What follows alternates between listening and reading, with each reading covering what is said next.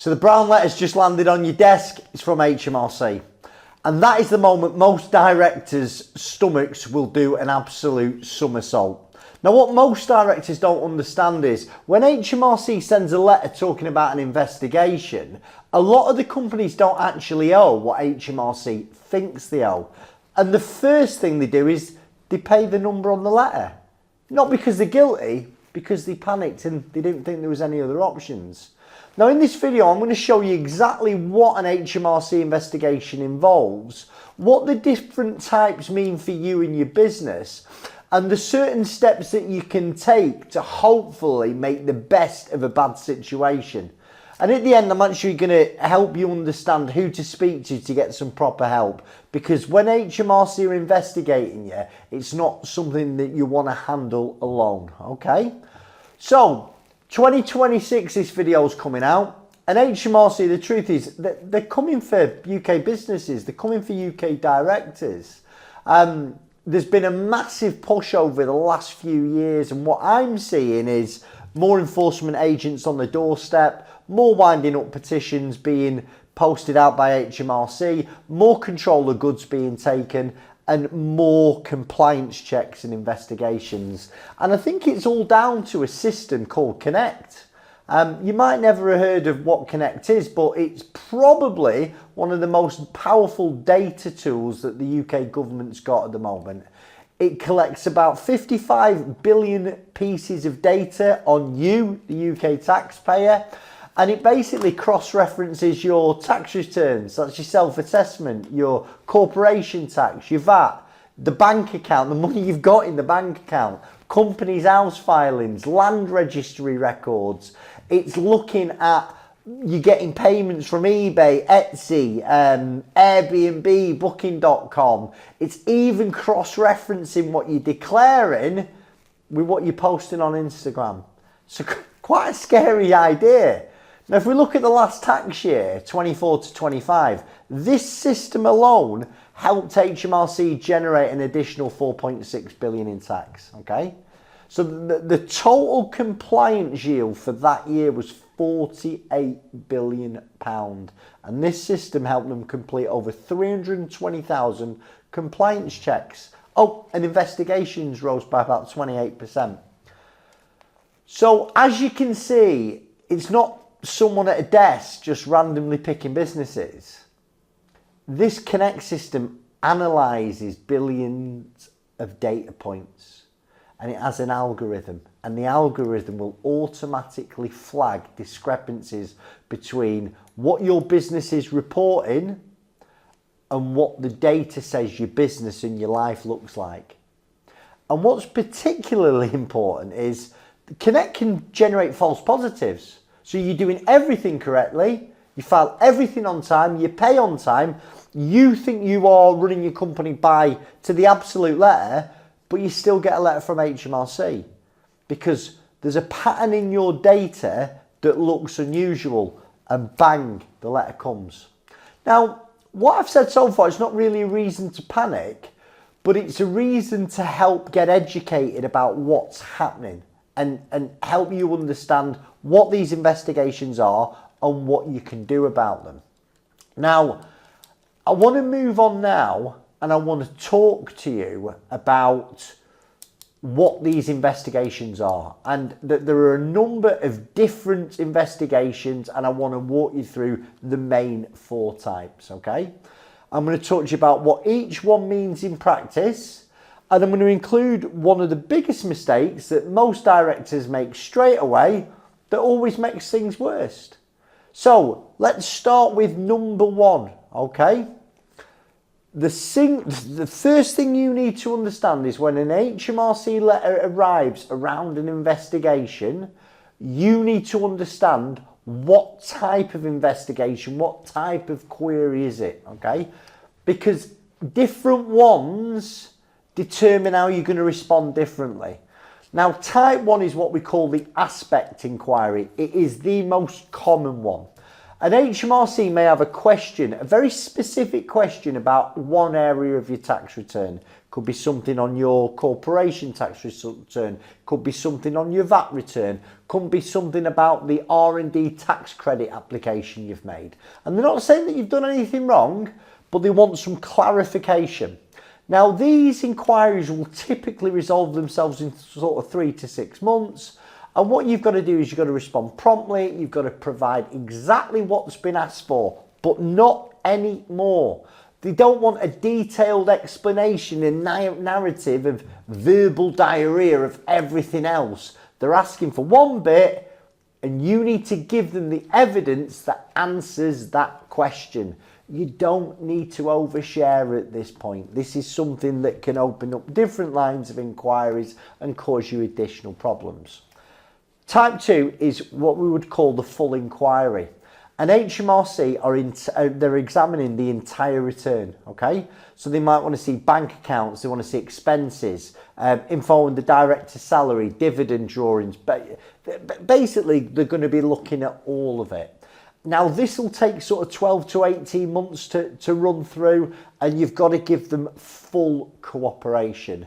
The penalties for these can be quite large. It can actually go up to 100% of the tax that you've underpaid, okay? So, and the tax that you've underpaid and the interest, okay? And in certain circumstances, it can actually go to 200% of the tax underpaid. So, with these things, professional representation, it's not a nice to have. You need somebody who knows what they're doing. And at the end of the video, I'm going to send you somewhere where you might be able to get some assistance. Type 3 is the random check. And I know I've done quite a few videos this year saying that there's nothing random about HMRC anymore. Well, full disclosure, HMRC actually does randomly select some returns for a review every year, okay? No suspicion, no specific trigger. It's like they've just picked somebody. And this type of investigation, it still mirrors a full inquiry, okay? And if a random check sort of uncovers anything else, even an innocent error, it's going to be pursued. And that's why I say to directors all the time, you've got to operate your business like HMRC is watching you. Like there is an investigation about to happen, because it's always possible. Like last year was over 300,000 compliance checks. So you have got to act like at any point HMRC could go, I want to know more about this. And the fourth type, these are the most serious, is COP 8 and COP 9 investigations.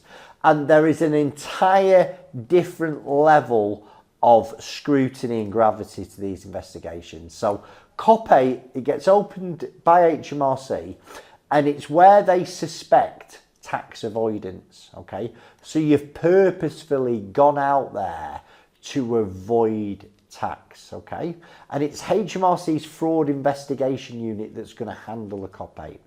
Now a COP 9 is another level up, and this is, again, it's aimed at people who they suspect have created deliberate tax fraud. If you get in a COP 9 letter, basically HMRC is saying to you, tell us everything. It's called contractual disclosure.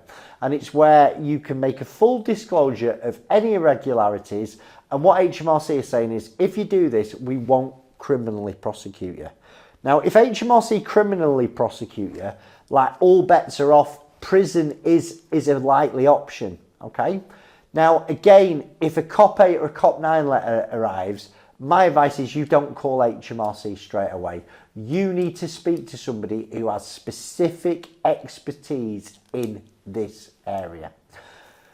Now, what I like to do in my videos is to try and give people actionable steps of what they can do to try and, again, make the best outcome of a bad situation, right? Now, for me, in a scenario like this, the best outcome is not beating HMRC on a technicality. It's basically only paying what you owe them genuinely.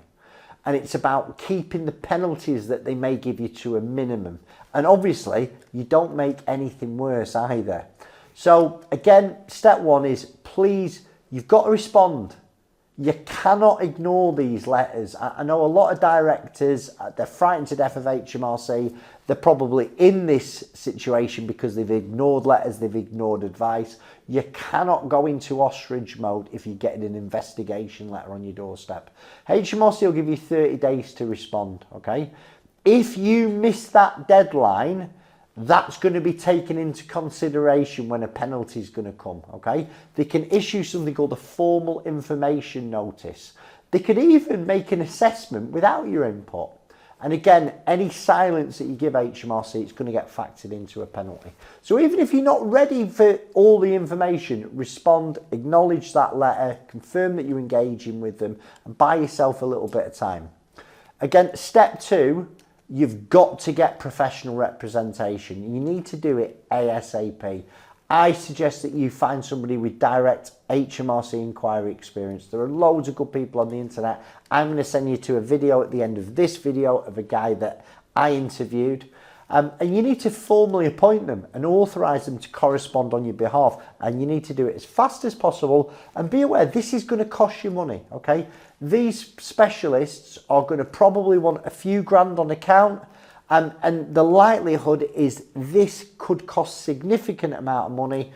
But I've done this a long time. And although this isn't my area of expertise, one thing I do understand is people who get the right representation in these scenarios get better outcomes than people who don't, okay? Step 3, you've got to provide HMRC exactly what they've asked for, right? But nothing more. And this is the mistake that I mentioned earlier. When HMRC, let's say they ask for bank statements for a very specific period, give them statements. Okay, don't give them a full backstory to what you think they're asking. Okay, you don't need to volunteer context that they don't want at this stage, because every bit of information that you give is potentially a new line of inquiry. And what you really want to do is give them everything that they've asked for, satisfy them so they can move on and you can get on with your life. Right? Step 4. Step 4, I want you to understand the penalty system, because the penalties that HMRC give you, they're governed by 3 things: telling, helping and giving. And that's really how much you disclose, how much you cooperate, and how much access you give them to the records that they're requesting, right? If you've just made a careless error, you can basically do an unprompted voluntary disclosure to HMRC before they find it themselves. And if you do that, that penalty can go down to 0. But if there are deliberate errors, penalties, I touched on it earlier, they can be 100% of the tax that you've owed. If they're offshore deliberate errors, deliberate poor conduct, that can go up to 200%. And again, the gap between 0 and 200% is absolutely enormous. And it's actually your behaviour that's going to determine what end of the scale you land on. Now, listen, even if there is an error, a significant error, right? The worst thing you can do is try and hide it or hope HMRC won't find it, because they will find it. And when they do, you trying to hide it will multiply the penalty that they're going to give you. If you come forward, you disclose it, let your advisor present it in sort of the best possible light, that is the best way you should be moving forward, right? And step 5, this is important for you, right? I want you to know that the first number that HMRC give you doesn't have to be the final number. Now, they may come to you with an opening settlement proposal, tax, interest, penalties, but it's rarely the end of the conversation, especially if you get a good advisor, because they can challenge the tax calculation. They can challenge the penalty basis. They can negotiate a level of reduction for the cooperation that you've given. And if you genuinely disagree, you can appeal against it. So in this scenario, you have got rights. There is a process. It's a fair and transparent process. And try and not let the weight of the whole situation pushing you into accepting a settlement that really isn't fair. So one of the things I want to put into this video is to talk about how you can try and make sure that this never happens again, okay?